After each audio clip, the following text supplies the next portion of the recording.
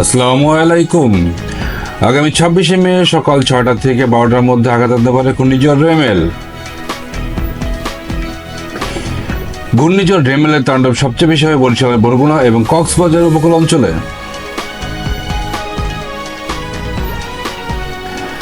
জোয়ারের পানি স্বাভাবিকের চেয়ে 5 থেকে 10 ফুট বেশি হবে। বাতাসের গতিবেগ থাকতে পারে ঘন্টায় 120 থেকে 140 কিলোমিটার।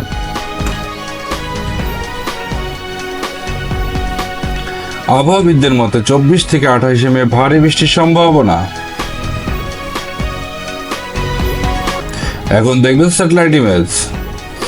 বঙ্গোপসাগরে ঘনীভূত হচ্ছে মেঘ।